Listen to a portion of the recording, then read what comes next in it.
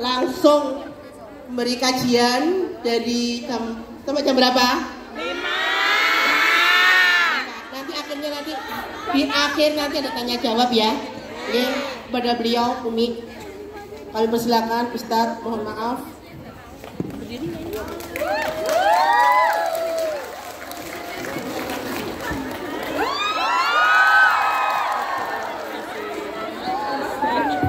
Kasar menaknya apa bengang-bengang.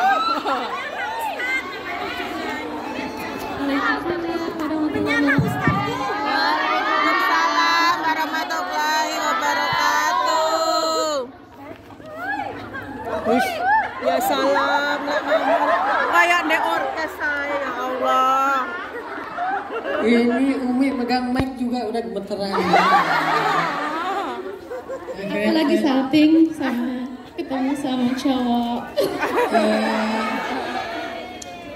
Baik, apa kabarnya semuanya? Alhamdulillah. Kenapa kok nggak makan siang dulu tadi? Soalnya antri lama. Udah nggak penting ya, makan nggak penting ya? Antri lama, jadi jangan lupa makan siang. Makasih kepada Bunda Nur Istiqomah yang disingkat Nuris. Saya baru tahu hari ini nama beliau ternyata Nur Istiqomah. Saya dari dulu mikir Nuris itu bahasa apa, bahasa Sanskerta atau bahasa apa. Ternyata Nuris itu nama panggung. Nama panggung dari Nur Istiqomah. Makasih juga buat Ilham, makasih juga buat MC yang tadi udah gonta-ganti nama Umi. Pertama Hanan Akira, yang kedua Hanif Akari. Astagfirullahaladzim. Makasih buat semua teman-teman para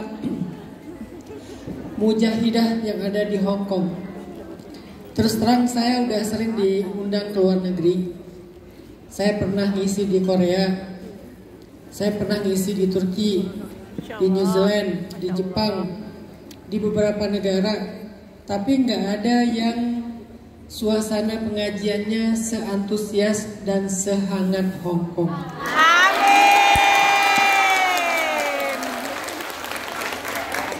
Padahal kalau mau dilihat di tempat lain itu kan ada mahasiswa, ada pekerja perawat, segala macam. Semuanya hebat, tapi nggak ada yang bikin saya ngerasa nyaman seperti ada di antara pejuang-pejuang di Hong Kong. Bambang menyala. Udah ya Bun, bagian gombal-gombalnya udah dibalas. Next insya Allah Bunda Nuris akan mengisi tausiah di pesantren saya. Udah sering ngaji, Bunda Nuris setiap bulan ketemu kiai, setiap bulan ketemu ulama. Ini udah jadi Ustazah Mamah Nuris. Nanti kita bikin acara di Indonesia namanya Curhat Dong Mama Nuris. Baik, bismillahirrahmanirrahim. Assalamualaikum warahmatullahi wabarakatuh. Waalaikumsalam warahmatullahi wabarakatuh. Segala puji dan syukur alhamdulillah kepada Allah Subhanahu wa taala atas nikmat iman yang Allah berikan ke dalam hati kita. Semoga iman di hati kita terus Allah tambahkan bersama iman yang sudah ada dan menjadi melekat di hati kita sampai akhir hayat kita. Amin. Salawat dan salam Allahumma sholli ala Sayyidina Muhammad wa ala ali wa sayyidina sahbihi wa man tabi'ahu ila yaumiddin amma ba'd.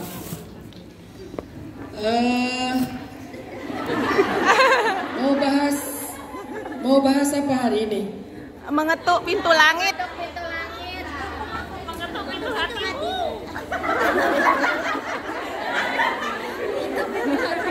Ini yang pakai video gini udah filter belum?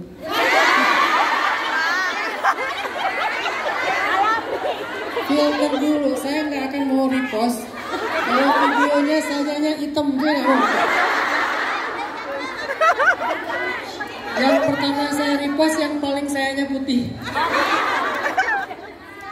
Baik, hari ini kita akan Oke, serius ya, serius. Aku Ya. buat ribet. Hari ini kita akan mendengarkan tausiah dari Umi Hanin Akira sebetulnya. Cuman karena saya kata Bunda Nuris tuh sebagai penglaris. Saya bilang ke Bunda Nuris kalau penglaris itu biasanya di depan toko gini-gini. Jadi saya pengen di depan gini-gini aja, yang ngomong biar Umi Hanin. Tapi kata Umi kayaknya saya harus ngasih mukadimah. Ini saya disuruh-suruh hari ini, disuruh Bunda Nuris, disuruh Umi, disuruh MC. Jadi saya cuma mau ngasih mukadimah aja. Kalaupun di depan kita itu judulnya adalah mengetuk pintu mantan ya. Apa itu judulnya? Pintu langit. Pintu langit. Mengetuk pintu Langit. langit. Nah, maaf ya, keceplosan. Siapa di sini yang punya mantan? Tuh kan? Kenapa saya ikut angkat ini? Oke, kita akan bahas. Saya cuma ingin menyampaikan mukadimah tentang mengetuk pintu langit. Apa sih arti dari judul ini? Apa Bunda artinya? Kok tiba-tiba ada judul mengetuk pintu langit ini? Emang langit ada pintunya ya? Iya. Ada ya? Oke gini, saya pengen memberi mukadimah dengan sebuah kisah. Jadi ceritanya dulu itu di zaman Nabi ada seorang pedagang yang melakukan perjalanan dagang dari Damaskus ke Madinah. Perdagangan dari Damaskus ke Madinah. Di tengah perjalanan, di tengah jalan, tiba-tiba orang ini dicegat oleh seorang perampok. Hartanya diambil, kemudian dianya mau dibunuh. Lalu dia bilang, biarkanlah saya hidup, lepaskanlah saya, ambil semua harta saya. Yang penting biarkan saya hidup. Kata perampok itu, harta kamu saya ambil, tapi kamu mau saya bunuh. Karena dia ngerasa udah gak punya lagi harapan untuk lolos. Dia lihat di sekelilingnya di lembah itu, dia ada di sebuah lembah. Di sekeliling lembah itu dia lihat banyak tengkorak manusia. Ternyata emang itu tempat pembegalan di zaman itu. Kalau sekarang mungkin klitih ya. Tahu klitih? Tahu. Klitih itu di Jogja tuh yang suka bacok-bacok orang. Tapi kalau klitih beda sama begal. Kalau begal ngambil harta, kalau klitih cuman pengen ya ngambil nyawa, cuman pengen nyakitin orang. Klitih. Akhirnya pedagang ini bilang kepada perampok itu, ya udah kalau gitu beri saya waktu sebentar untuk usolli rakaatain, untuk sholat 2 rakaat. Karena yang dia minta cuman waktu untuk sholat 2 rakaat, perampok ini juga ngerasa kayak ya udahlah nggak terlalu lama. Ya udah if'al ma badalak, ajil kata dia. Ya udah lakukan apa yang kamu mau, tapi jangan lama-lama. Dia pun berwudu. Setelah selesai wudu dia sholat. Selesai sholat dia angkat tangan berdoa. Ini menunjukkan berdoa setelah sholat itu bukan bid'ah. Karena nanti apa yang terjadi ini dia ceritakan kepada Rasul dan Rasulullah tidak menyalahkan dia. Jadi setelah selesai dia sholat, dia berdoa. Di dalam doanya, dia membaca nama-nama Allah yang mulia, Asmaul Husna, sifat-sifat Allah. Dia baca semuanya dengan bacaan yang panjang. Kemudian terakhir dia katakan gini, Ya Mughith, aghithni. Ya Mughith, aghithni. Ya Mughith, aghithni 3 kali. Tiba-tiba ketika dia selesai membaca Ya Mughith Aghithni yang ketiga, maka datanglah seorang laki-laki penunggang kuda, memakai pakaian putih, ikat kepala berwarna hijau, dan dia membawa hirbah. Hirbah itu kalau bahasa sekarang adalah tombak. Dia datang dengan menunggang kuda yang larinya sangat cepat. Tiba-tiba dengan tongkat itu, dengan tombak itu dia memukul perampok dan perampok itu tersungkur. Kemudian laki-laki itu turun dari kudanya, dia datang kepada pedagang yang tadi sedang berdoa, dia serahkan tongkatnya atau tombaknya, dia katakan, kum faktulhu, bangun ambil tombak ini, bunuhlah perampok itu. Karena perampok itu sudah terkapar, tapi belum mati. Kum faktulhu, sekarang ambil tombak ini, bunuh perampok itu. Kata laki-laki pedagang ini, ma qataltu nafsan qad wa ma tatayyaba nafsi liqatlih. Aku nggak pernah bunuh orang dan aku nggak suka bunuh orang, kata dia. Akhirnya diambil lagi itu tombaknya sama laki-laki ini, dia tancapkanlah di tubuh perampok sehingga perampok itu pun mati seketika. Setelah kejadian ini, pedagang yang tadi masih terduduk, dia bertanya kepada laki-laki penunggang kuda. Dia bilang, man an, kamu itu siapa? Kamu siapa? Kok tiba-tiba ada di tengah padang pasir? Kok tiba-tiba nolong saya? Kamu siapa?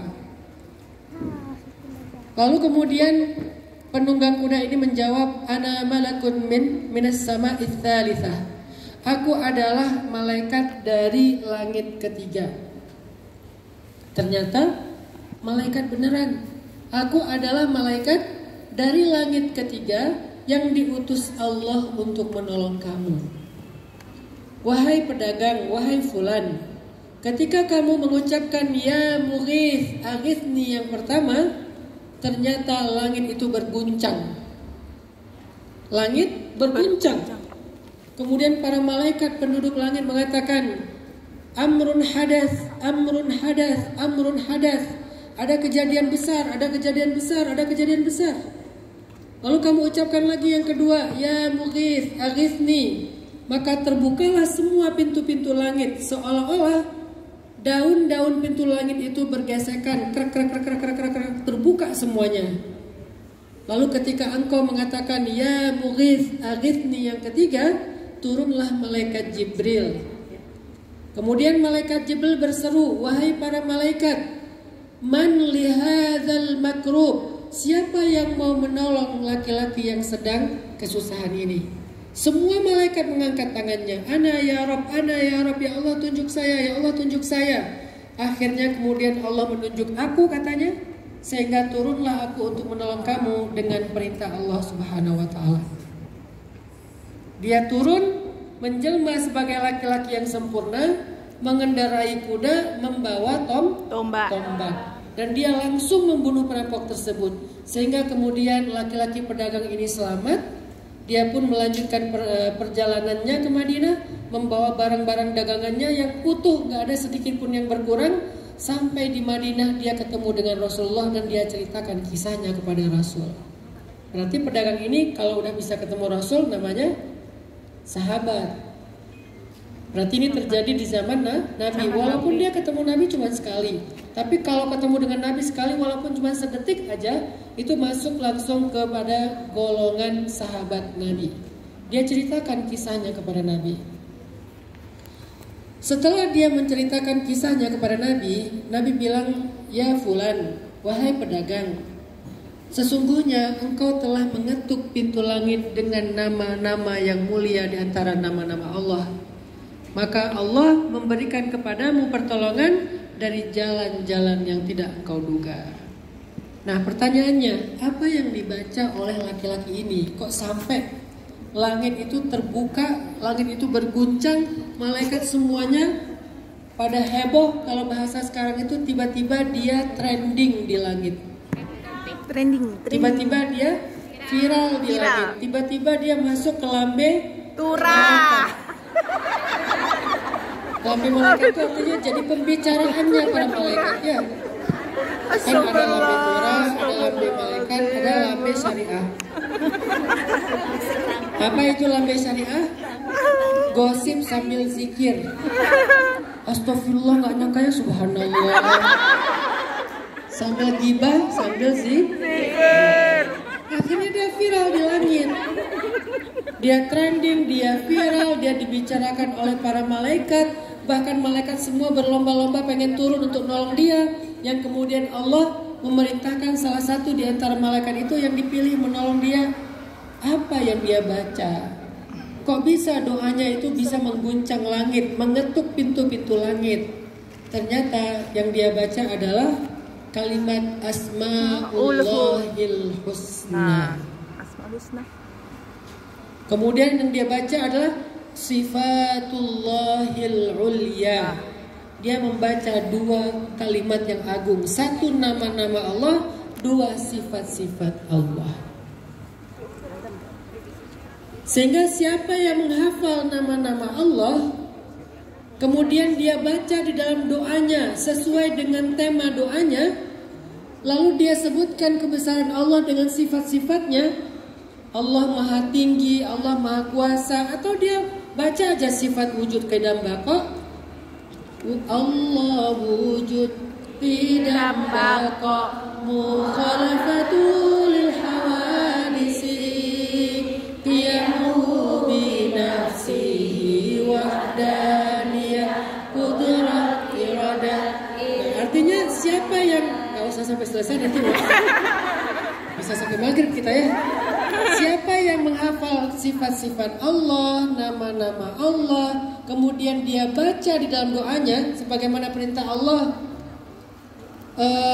sebutlah Allah atau sebutlah Asmaul Husna, mana saja di antara nama-nama itu yang kamu sebut, maka insya Allah itu adalah nama-nama yang bisa mengetuk pintu langit. Amin. Pertanyaannya sekarang, kalian kalau berdoa manggil Allah itu apa? Ya Rob, ya Rob, Apa lagi? ya Rob. Ya Rahman ya Rahim. Ya. Padahal yang diminta tentang mantan. Kalau tentang mantan manggilnya apa? Enggak. Nama binatang. Kan nggak tahu kan? Sama. Kalau tentang mantan panggilnya ya Adil. Apa itu? Atau ya Adil, wahai yang maha Yang Maha Adil. Kan misalnya gini ceritanya, kita lagi bete nih gara-gara tahu mantan udah bahagia. Kan banyak tuh yang nanya, Ustadz kenapa ya orang yang menzolimi kita, yang meninggalkan kita, yang pergi pas kita lagi sayang-sayangnya, kan dia statusnya zolim, tapi kok dia hidupnya baik-baik aja, kok dia hidupnya bahagia, kok dia makin sukses, sementara kita kena mental gitu kan. Itu gimana Ustadz? Nah caranya, pertanyaan saya, kenapa dia masih tahu tentang mantan? Katanya udah unfollow, unfriend. Ternyata dia ngelihat pakai akun kedua,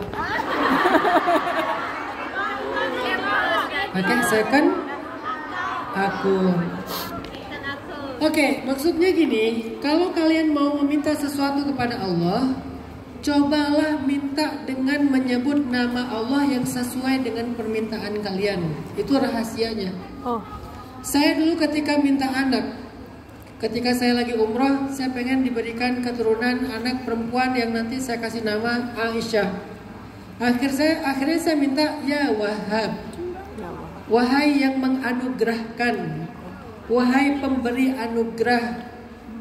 Selama saya di depan Ka'bah, zikir saya ya Wahhab, ya Wahhab, ya Wahhab, terus memanggil ya Wahhab. Ketika saya pengen bayar utang, karena saya punya utang, karena namanya orang usaha ya, kadang-kadang produksinya kita ke teman, ya biasalah ke teman pinjam dulu 100 gitu kan. Ya. Nggak ada duit nih, pengen bayar utang nih, ya Razak, ya Razak, Ya ya Razak. Ketika saya pengen memperluas jangkauan dakwah saya, pengen bikin tren di Indonesia supaya hijrah itu jadi tren, gimana caranya membuka banyak tempat untuk masuk dakwah? Akhirnya saya panggil ya Fattah, ya Fattah, ya Fattah. Ketika saya butuh diberikan lebih banyak anugerah dan kebaikan oleh Allah, saya panggil ya Karim, ya Karim, ya Karim. Artinya salah satu cara untuk mengetuk pintu langit dan langit itu akan berguncang untuk kita adalah dengan menyebut nama-nama dan sifat-sifat Allah yang mulia. Hasilnya dahsyat. Tapi challenge-nya kita harus hafal dulu nama-nama ini. Setelah menghafal kita fahami. Setelah difahami dipakai sesuai dengan doanya. Dan memahaminya harus, karena kalau kita memanggil Allah tapi kita nggak paham apa makna dari nama ini, nanti panggilan kita nggak powerful. Saya yakin sekali Allah yang Maha Wahhab. Makanya saya yakin ketika memanggil ya Wahhab, habli dzurriyyatan thayyibah, habli min ladunka waladan sholihan, atau apapun. Ya Allah ya Wahhab, pemberi anak keturunan, anugerahkanlah untuk saya keturunan, anak solih, anak solihah. Saya faham maksud dari kata-kata ya Wahhab. Rabbana hablana, gitu kan? Ya. Hablana dari kata Wahhab. Min azwajina wa dzurriyyatina qurrata a'yun waj'alna lil muttaqina imama. Maka salah satu cara paling gampang mengetuk pintu langit adalah dengan menyebut dan memanggil nama-nama serta sifat-sifat Allah yang mulia. Satu kisah lagi. Mungkin kalian pernah dengar cerita nenek-nenek di zaman Nabi Musa. Iya. Pernah dengar kan? Jadi ceritanya ada seorang nenek, dia udah tua, gak punya anak, tapi pengen punya anak. Maka kemudian dia datang kepada Nabi Musa bilang gini, ya Nabi Allah, ya Kalim Allah, wahai Nabi yang berbicara dengan Allah, mintalah kepada Allah agar Allah memberi saya anak. Saya belum punya anak, udah tua. Akhirnya Nabi Musa berdoa, ya Allah, ini ada nenek-nenek minta anak. Kemudian Allah bilang kepada Nabi Musa, Musa, sampaikan kepada nenek-nenek itu kalau dia takdirnya nggak akan punya anak. Takdirnya. Artinya kan ini sesuatu yang sudah ditetapkan. Dia ditetapkan, ditakdirkan nggak akan punya anak. Akhirnya Nabi Musa bilang, Nek sabar ya, nenek udah punya takdir dan takdir nenek nggak akan punya anak. Oh gitu, ya udah pulang aja si nenek teh. Besoknya balik lagi, pas balik lagi minta lagi, ya Nabi Allah, doakan saya punya anak. Kata Musa, kan udah kemarin, siapa tahu sekarang bisa. Ya Allah, nenek yang kemarin ya Allah, minta anak sama kayak kemarin. Kata Allah, Musa, katakan ke dia takdirnya nggak akan punya anak. Nek, kata saya juga, sabar atuh. Tapi Nabi Musa kan bukan orang Sunda ya, jadi kayak aksennya nggak gitu sih, itu aksen saya. Nek sabar, nenek gak akan punya anak, itu udah takdir nenek, terima aja gitu. Oh gitu, ya udah pulang. Besoknya balik lagi. Nenek yang kemarin, iya kenapa Nek minta anak? Loh kan kemarin udah 2 kali, siapa tahu hari ini bisa. Akhirnya Nabi Musa, ya Allah, bentar mau bersin.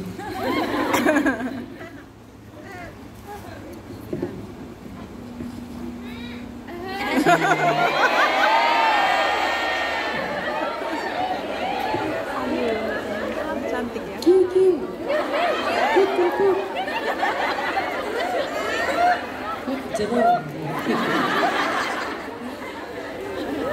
Sampai di mana tadi? Nenek Bersin. Nenek bersin.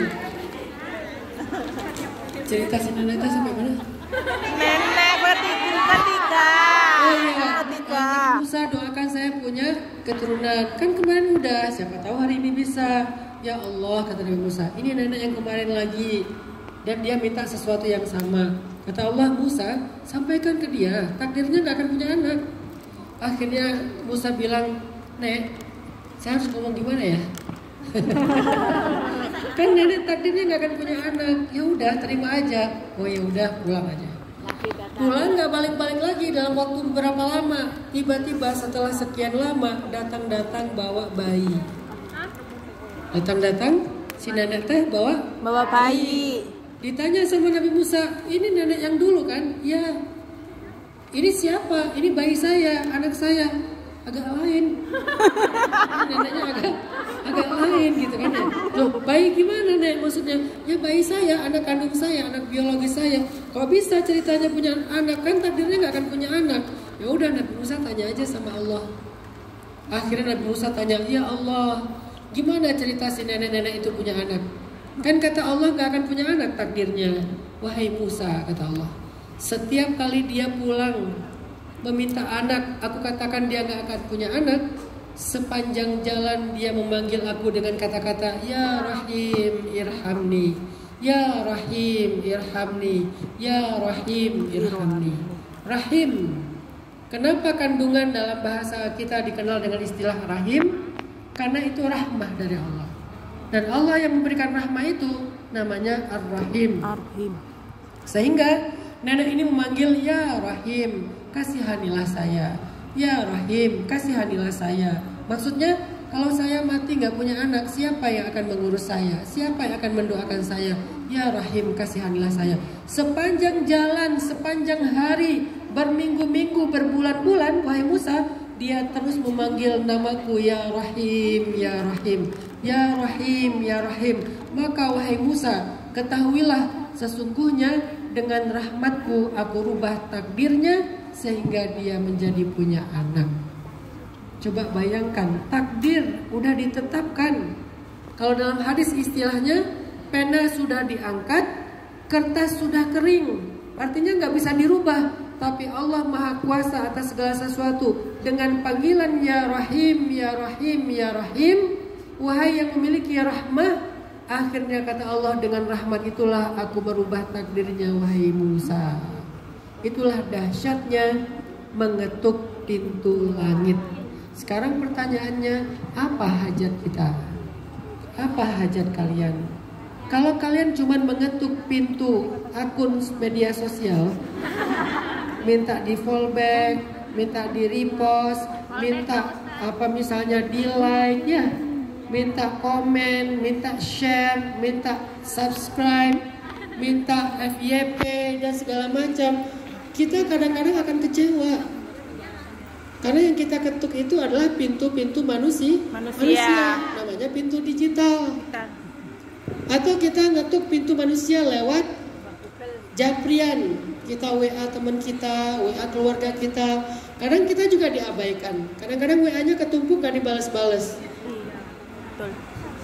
Betul. Bunda Nuris sering komplain sama saya, gara-gara WA-nya 2 bulan sekali baru dibalas teh. Bukan saya menganggap Bunda Nuris gak penting sih, karena Bunda Nuris nggak WA pas saya lagi ngajar.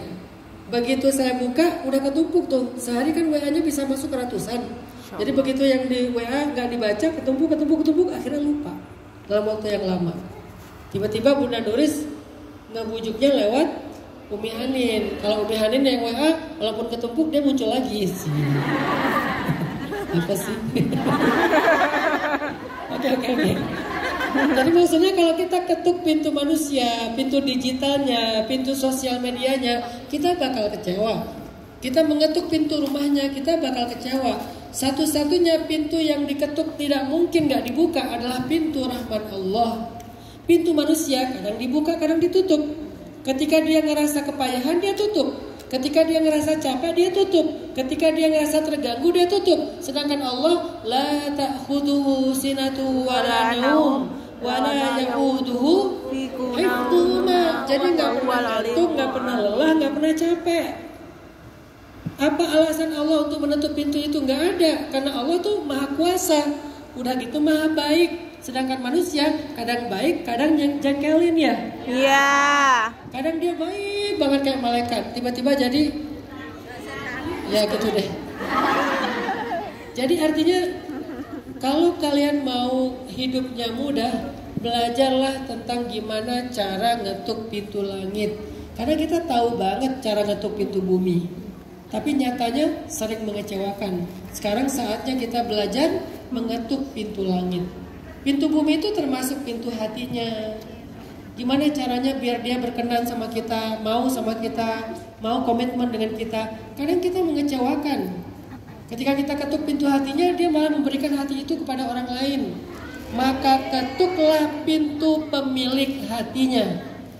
Bukan pintu hatinya, tapi pintu pemilik hatinya. Karena hati bukanlah milik kita, tapi milik Allah. Jadi apapun hajat kalian, belajarlah tentang gimana cara mengetuk pintu langit. Salah satu cara mengetuk pintu langit yang paling dahsyat adalah dengan memanggil nama-nama Allah yang mulia. Allah, Ar-Rahman, Ar-Rahim, sifat-sifatnya yang mulia dipanggil dengan panggilan yang panjang berkali-kali, nanti kemudian terakhir baru minta. Jadi doa itu jangan template, jangan standar-standar aja, asal angkat tangan, Rabbana atina fid dunya hasanah wa fil akhirati hasanah. Itu kan template.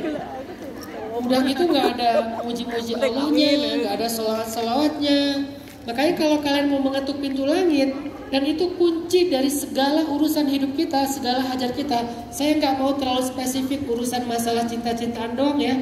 Apapun masalah hidup kita, sedarurat apapun kondisi kita, seprihatin apapun keadaan kita, sekuatir apapun hati kita, bahkan kalian mengalami anxiety disorder sekalipun, serangan kecemasan sekalipun, gak ada yang akan dikecewakan oleh Allah jika pintu-pintunya diketuk oleh hambanya.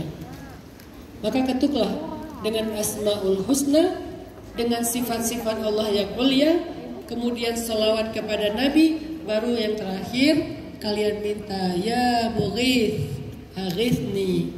Jadi doanya gak panjang di situ, cuma satu kata, ya Mughith aghithni, cuma satu kalimat pendek.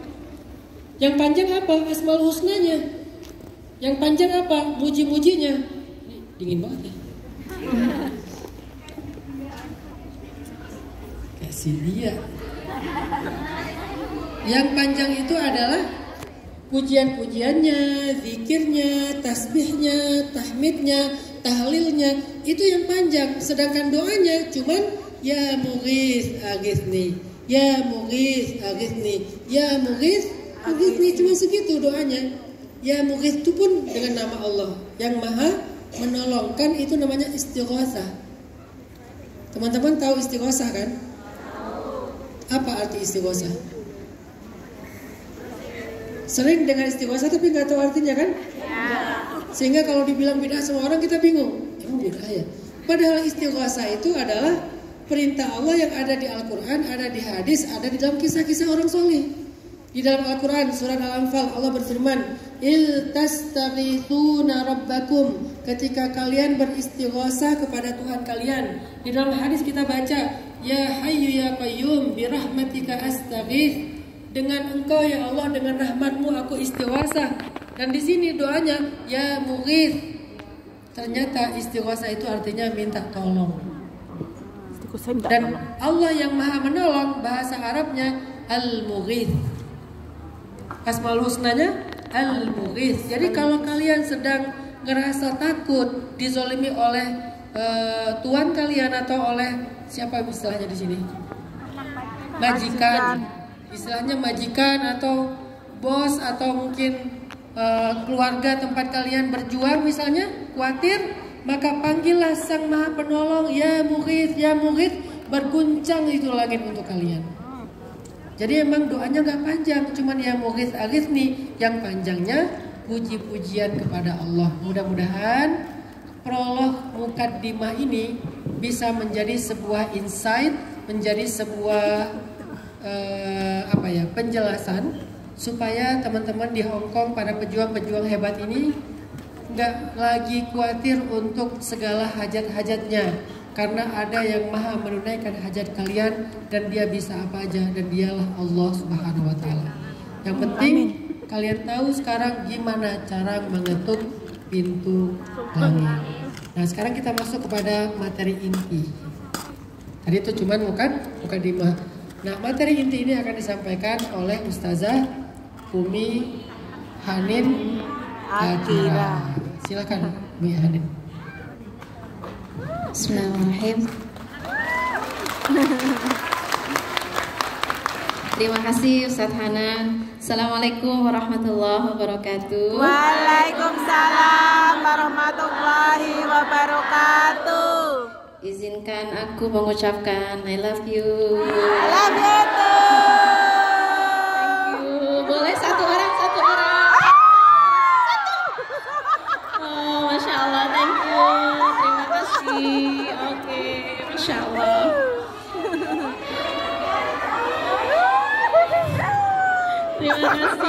Terima kasih, Masya Allah. Alhamdulillah, mungkin aku pribadi nggak kenal satu-satu ya, tapi Insya Allah kamu nggak pernah jadi orang asing buat aku. Insya Allah kita akan berjumpa selalu di dalam majelis cinta. Amin. Majelis cinta di dunia maupun di akhirat. Amin. Ya Rabbal Alamin. Iya, jadi luar biasa ya tema yang disampaikan Ustadz Hanan, mengetuk pintu langit gitu. Dan ternyata aku juga dibisikin sama Bunda Nuris sebuah tema yang titipan gitu ya. Katanya mengetuk pintu cinta. Boleh aku bicara cinta? Izinkan? Iya. Terima kasih, Masya Allah. Di sini yang lagi jatuh cinta boleh angkat tangan. Oke, banyak ya. Gimana rasanya berbunga? Bahagia? Candu nggak? Candu banget ya. Ternyata jatuh cinta itu kalau menurut orang yang jatuh cinta itu saking candunya, aku nggak mau berhenti jatuh cinta. Karena memang ya happinessnya itu beda, happinessnya, semangatnya, bener nggak sih? Iya. Cuman luar biasa nanti kalau udah kena sakitnya, kena deritanya, luar biasa juga. Jadi aku pengen berkisah tentang sebuah cinta yang bikin Abdullah ibnu Abbas sampai punya sebuah doa. Pada waktu sore hari di padang Arafah di hari ke-9 Yom Tasi' min Dzil Hijjah ba'dal asr asyiyatan, di sore hari Abdullah bin Abbas sedang berdoa, bermunajat, karena ini adalah hari agung, hari mulia, hari besar, hari berdoa, hari di mana Allah membanggakan para jamaah yang berkumpul di padang Arafah. Tiba-tiba didatangkan seorang pemuda dengan penampakan yang sangat menyedihkan. Kulitnya kering, kurus, tatapan matanya kosong, jiwanya hampa. Sampai Abdullah bin Abbas bertanya, man hada, limada kullu hada. Kepo banget Abdullah bin Abbas. Ya bena'am Rasulullah, wahai sepupu Rasulullah Sallallahu Alaihi Wasallam. Dia adalah pemuda yang dulunya sangat ganteng, bersinar, bercahaya, namun dia saat ini sakit berat. Nastashfi, makanya kami datang supaya engkau pulihkan, supaya engkau sembuhkan, supaya engkau kembalikan lagi kondisi yang dia begitu bersinar sekarang menjadi pemuda yang sangat kehilangan cahayanya, sampai dia kurus, kering gitu. Mahada, ketika ditanya mada bika, ada apa denganmu, dia nggak ngejawab, dengan mata kosong. Terus ditanya lagi, apa yang bisa aku lakukan biar kamu kayak ngerasa didengar, dimengerti, ya kan? Takutnya mungkin kondisi seperti ini nggak semua orang mau ngedengerin, nggak semua orang mau understanding, mau ngerti gitu. Terus kata dia, di dalam tubuhku ada sebuah derita cinta yang hampir saja menghabisi nyawaku. Dia bilang seperti itu. Dia ngerasakan kepahitan cinta, derita cinta karena sebuah perpisahan. Terus nggak lama, beberapa saat setelah dia komentar seperti itu, badannya bergetar, dia berteriak, dan nyawanya meninggalkan jasadnya. Dia mati dalam kondisi apakah syahid cinta, apakah apa ini ya, Allahu a'lam, kita nggak tahu, kita nggak boleh juga kita ngejudging gitu ya. Makanya ngelihat kondisi seperti ini, Abdullah bin Abbas sampai Allah berdoa ya, karena kan ngeri ya, ini sakit apa, ini jenis penyakit apa, kok bisa sebuah penyakit sampai bisa mengambil nyawa seseorang.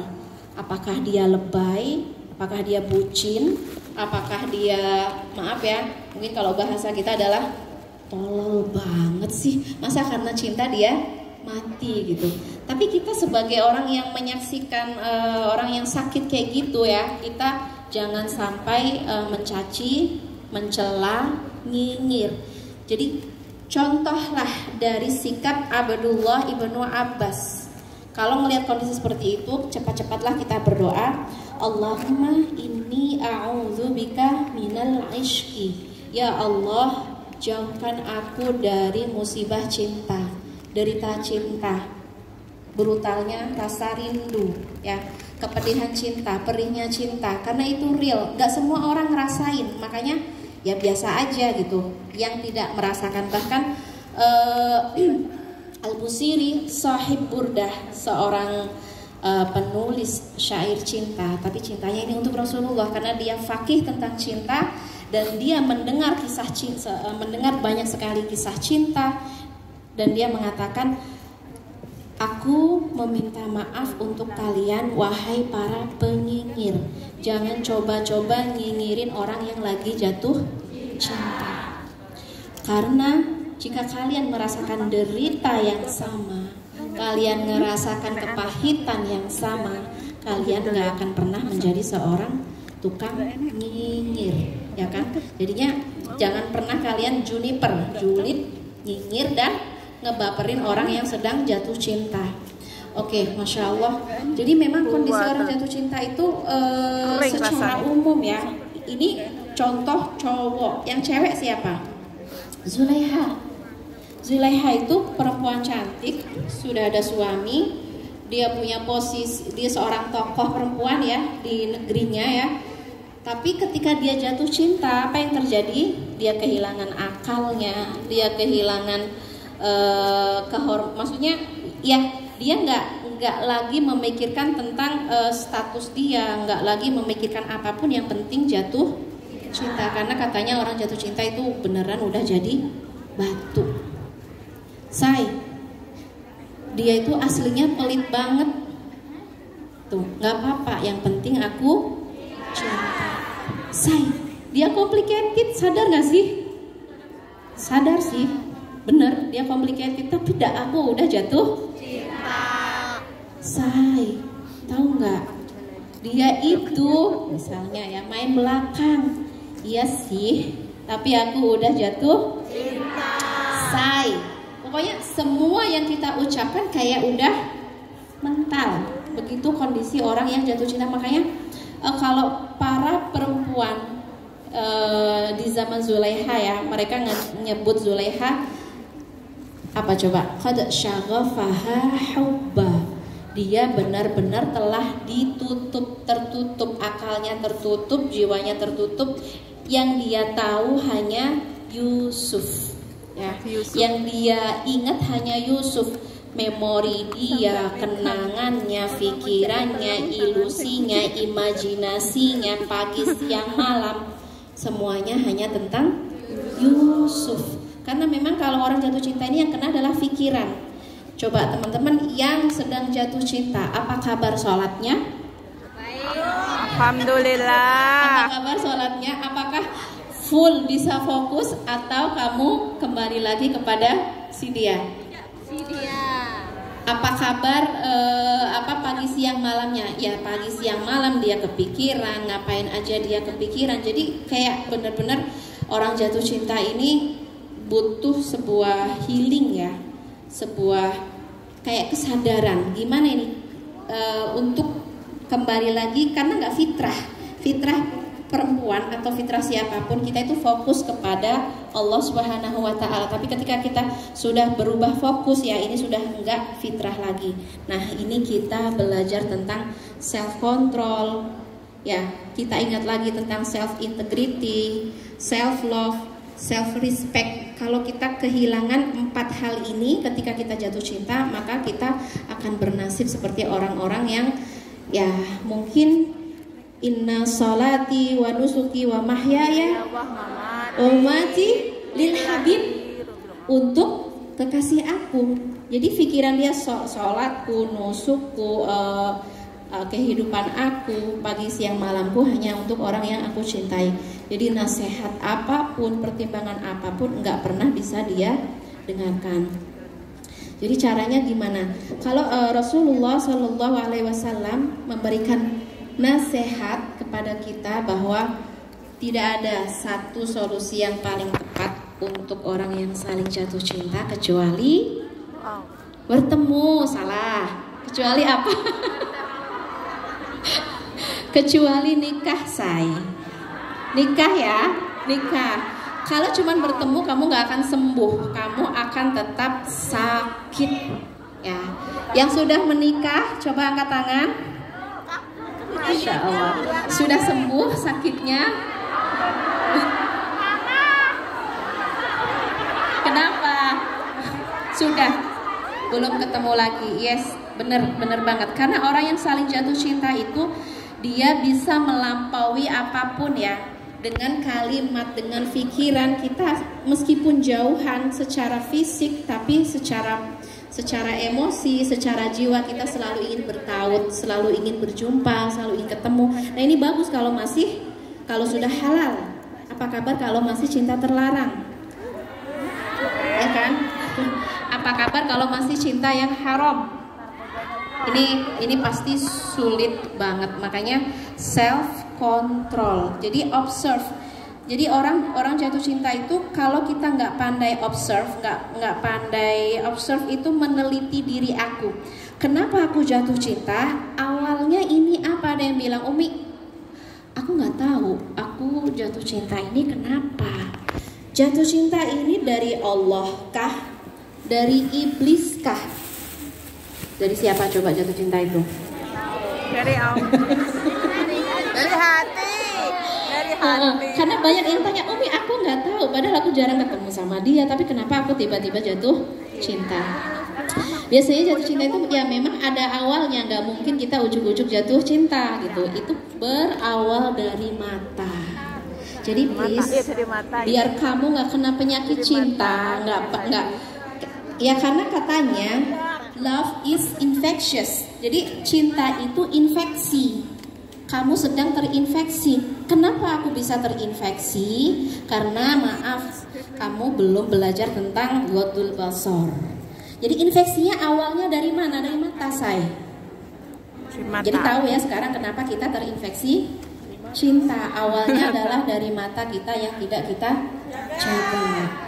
Dan kenapa sih ini ada kaitan apa dengan mengetuk pintu langit? Pintu langit itu bisa kita ketuk dan terbuka dengan baik ketika kita tidak punya hijab, tidak punya penutup, tidak punya kotoran-kotoran, polutan-polutan. Karena kayak cinta yang sifatnya hawa nafsu itu adalah polutan yang mempersulit kehidupan kita sehingga kita sulit untuk mengetuk pintu langit. Jadi sekarang udah tahu infeksi awal dari mana?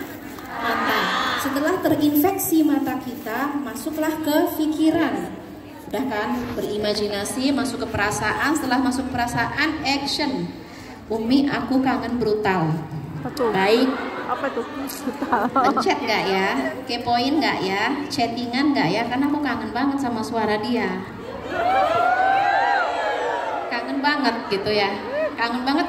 Pokoknya asal ngelihat wajahnya aja aku udah mood, aku udah happy banget gitu.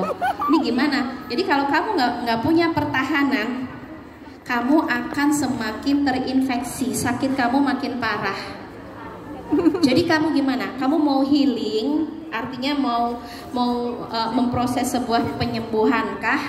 Atau sebaliknya kamu semakin terinfeksi? Karena kalau sudah terinfeksi tadi, ujungnya sampai penderitaan mental, penderitaan emosional, penderitaan fisik itu dirasain semua. Cuman gara-gara infeksi mata. Makanya kalau Rasulullah SAW mengajarkan ya bahwa Ghaddul Basar ini salah satu kunci kita berjumpa dengan Allah, salah satu kunci kita ma'iyatullah, punya kebersamaan dengan Allah. Semakin kita menjaga pandangan kita, menjaga hasrat kita, menjaga gejolak yang kita miliki, maka insya Allah yang menjaga Allah maka dia akan dijaga. Ihfadillah, Allah yahfaduka. Ihfad al-basar, Allah yahfaduka. Ihfad al-afkar, Allah yahfaduka. Jadi ini kuncinya adalah ngejaga. Oke, jadi kita harus benar observe. Kenapa awalnya aku terinfeksi gara-gara nggak Ghaddul Basar. Setelah itu kenapa aku kangen? Karena aku nganggur. misalnya ya, nganggur kita hari ini kurang zikrullah. Salah satu yang diajarkan oleh Ustadz Hanan tadi ya, mengetuk pintu langit dengan berbagai cara. Di antaranya adalah Asma'ul Husna, membaca nama-nama Allah yang indah. Maka kita bisa shifting ya dari memuja hamba, ya kan, kayak orang jatuh cinta kan kita puja terus ya, semua dari ujung atas sampai bawah itu kita puja, topinya, stylenya, senyumnya gitu kan. Terus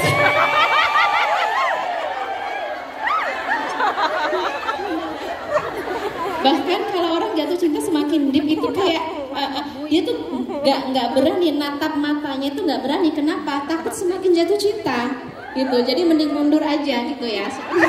Saya mundur aja. Nah, ini harus kita observe. Ini apa penyebab? Kalau kita perturutkan ya, oh saya punya kebiasaan ngelamun, saya punya kebiasaan gabut, saya nggak menghormati waktu sholat, nggak menghormati waktu zikir, nggak menghormati waktu berdoa ya, semuanya aku pakai untuk gabut, dan kita hanya berteman dengan pikiran, hayalan, memori indah dengan dia ya, dan itu semua yang bikin kita semakin terinfeksi, semakin sakit ya. Jadi intinya adalah aku ingin mengingatkan, jangan berteman dengan pikiran, karena pikiran kita bukan teman baik. Pikiran kita sering membawa kita kepada halu, imajinasi, atau bahkan, Umi, aku sedih. Kenapa kamu sedih, Say? Karena aku berteman dengan pikiran. Jadi kesedihan, kemudian anxiety, kemudian ketakutan dan lain sebagainya itu muncul dari produk berpikir, bukan muncul dari zikrullah. Jadi gimana Umi kalau aku kangen brutal? Oke, tahan tangan, jangan pencet apapun. Oke, aku punya cinta dan Allah punya aturan. Aku punya cinta dan Allah yang punya masa depan. Untuk apa semua kangen ini kalau ujungnya adalah perpisahan? Enggak, ya kan? Kita nggak mau. Untuk apa semua pengorbanan, rasa sakit kalau ujungnya adalah ya perpisahan? Kita nggak mau ya. Kita maunya semua keindahan ini punya masa depan yang halal. Kita nggak ingin hanya angan-angan yang isinya hanya yang isinya hanya cinta yang terlarang ya. Jadi teman-teman yang dirahmati Allah, observe diri kamu. Biasanya kenapa muncul kangen? Itu pasti kita paham. Kenapa aku kangen? Karena kamu kurang zikir ya. Jadi kalau kamu lagi kangen brutal, kamu boleh ucapkan Hasbunallah wa ni'mal wakil. Hasbunallah, hasbunallah wa ni'mal wakil. Hasbunallah. Atau kamu boleh pakai zikir apapun. Zikir tasbih. Tasbih ini kan puja-puji Tuhan. Kamu harus observe diri kamu dalam satu hari. Kamu lebih banyak puja-puji Tuhan atau puja-puji mantan? Atau kamu lebih banyak puja-puji kekasih, gitu kan? Pikiran kamu itu dikuasai siapa? Karena hati kamu itu adalah ruang ibadah. Aku sebut hati itu adalah Baitullah. Hati itu rumahnya Allah. Hati itu harusnya hanya menyembah Allah, memuja Allah, bukan memuja yang lain. Makanya ketika kita mencoba memuja al-makhluk, meninggalkan al-khaliq, yang kita rasakan adalah derita cinta. Oke, jadi terus ya kamu observe diri kamu. Ini kenapa aku kangen dan gimana cara mengatasi kangen, gimana cara menahan diri ya. Kalau Nabi Yusuf, qala ma'adallah innahu rabbi ahsana mathwai. Ternyata dia pejuang. artinya arti pejuang tuh dia agresif, dia ngerayu kita. Neng sudah makan belum gitu kan, Neng sudah sholat belum gitu kan. Jadi ceritanya pacaran tapi syariah, ngingetin sholat, ngingetin sholat tahajud dan lain-lain ya. Oke. Kalau dia semakin agresif, makanya kita harus belajar say no. Say no itu kalau bahasa Nabi Yusuf adalah ma'adallah innahu rabbi ahsana mathwaya. Aku berlindung kepada Allah. Yes, aku cinta dia. Yes, aku mengidamkan dia. Yes, aku ingin punya masa depan dengan dia. Yes, aku ingin selalu bersama dia. Tapi aku nggak akan menyalahgunakan cinta. Pantang aku perempuan menyalahgunakan mata, telinga, pikiran, bahkan fisik, karena cinta itu dia akan bersatu lewat kata-kata. Itu awalnya ya, startnya lewat kata-kata. Next dia akan berusaha bersatu secara jasad. Jadi makanya disebutnya bahwa mata itu bisa berzina. Mata bisa berzina dan nanti bisa turun ke pikiran, ke hati dan lain sebagainya. Dan kita harus bisa say no. I respect my Lord. Aku perempuan yang menghargai Tuhanku. Aku perempuan yang menghargai aku dijanjikan oleh Tuhanku sebuah kerajaan. Ketika aku tidak menghargai Tuhanku, aku akan diusir dari kerajaan Tuhan. Kita diusir dari Hong Kong aja kayak naudzubillah ya. Apalagi kalau kita nanti diusir dari kerajaan Tuhan gara-gara perbuatan-perbuatan yang tidak diridhoi oleh Allah Subhanahu wa taala. Mencoba untuk mendengarkan bimbingan Allah, mendengarkan mendengarkan bimbingan, ngelihat hidayah dari Allah supaya kita bergerak bukan karena hawa nafsu, tapi kita bergerak karena bimbingan dari Allah Subhanahu wa taala.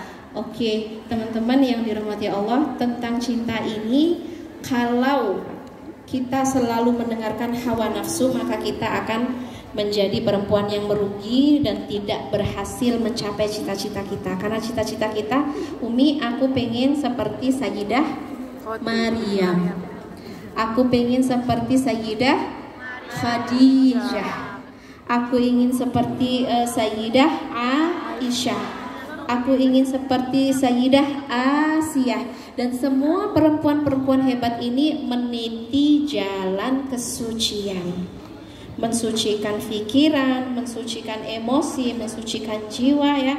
Innallaha astafaki wa tahharaki wastafaki ala nisa'il alamin. Sesungguhnya ketika kamu jatuh cinta, Allah bukan ingin membuatmu masuk ke neraka, tapi justru Allah ingin meningkatkan derajat kamu, perempuan terpilih. Jatuh cinta tapi tetap ngejaga kesucian, jatuh cinta tapi tetap bisa menghormati Tuhannya, menghargai Allah, menghargai aturan-aturan Allah Subhanahu wa taala. Karena memang cinta ini sesuatu yang rasa yang nggak bisa kita bendung, tapi kita bisa ngebendung action kita. Kita bisa say no untuk hal-hal yang haram. Oke, innallaha astafaki wa tahharaki wastafaki ala nisa'il alamin. Cita-citaku menjadi perempuan pilihan Tuhan. Kita belajar mensucikan semuanya ya, supaya ya benar-benar kalau kita nggak punya role model, kita akan mengikuti semua keinginan kita tanpa ada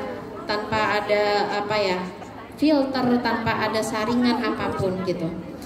Jadi untuk teman-teman yang ini udah banyak banget ya pertanyaan-pertanyaan, entah seputar cinta atau entah seputar apapun. Kenapa ini penting menjadi pembahasan? Jadi kita gak bisa naik ke atas, ngedapetin derajat tertinggi, bahkan bisa mengetuk pintu langit ketika kita masih berada di dalam hijab tadi ya. kita nggak bisa menembus pintu langit. Oke, kayaknya kita mulai ya untuk ngebacain pertanyaan-pertanyaan dari teman-teman. Ada berapa ini, banyak banget. Mangga dimulai Ustadz Hanan.